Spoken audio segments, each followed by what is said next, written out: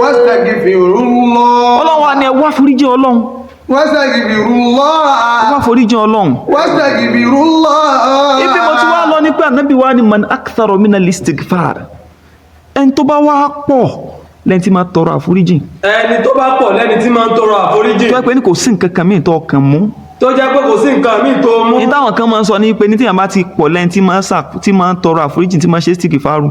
Ẹni tó bá ti pọ̀ ní ẹni tí máa ń tọrọ àforíjì. Ó ní ọjọ́ ọkú rẹ̀ ó tètè súnmọ́. Ọjọ́ ọkú rẹ̀ Yóò tètè súnmọ́. yóò tètè súnmọ́. Pé torí wá ti ṣe istighfaru débì kan kò ní lẹ́sẹ̀ wájú Ọlọ́run. Torí pé tó bá ti ṣe istighfaru débì kan. Ọlọ́run wa ni ó yá máa bọ̀ báwọn. Ọlọ́run ni máa bọ̀. Ẹ̀rù wa máa bá àwọn èèyàn àti ṣe istighfaru. Ẹ̀rù wa máa bá àwọn èèyàn ṣe istighfaru. Èmi ti rẹ́nìkan tó wá bí mi pé àfa àwọn mà ní tí istighfaru èèyàn bá ti pọ̀ ju pé lẹ́yìn ó tètè kú.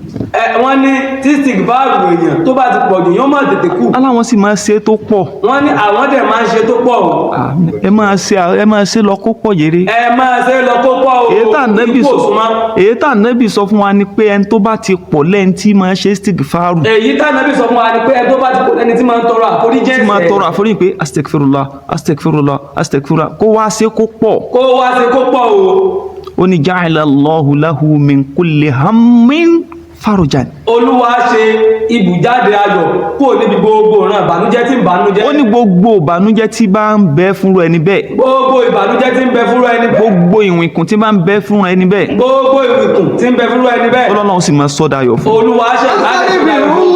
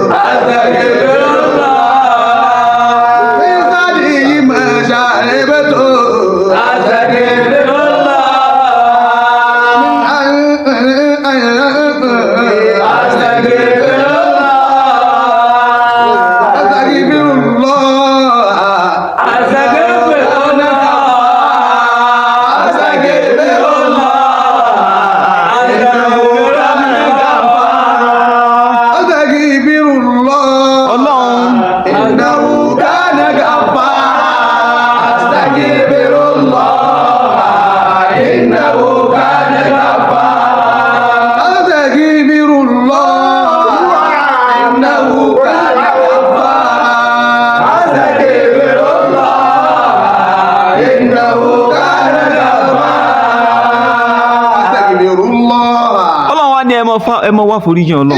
Inna Allaha ghafurun rahim. Inna Allaha ghafurun rahim. Torí pé ní Ọlọ́run ọba tí ó foríjì ni tí ó tún wá kẹ́ni ni. Ànábì wa ní nínú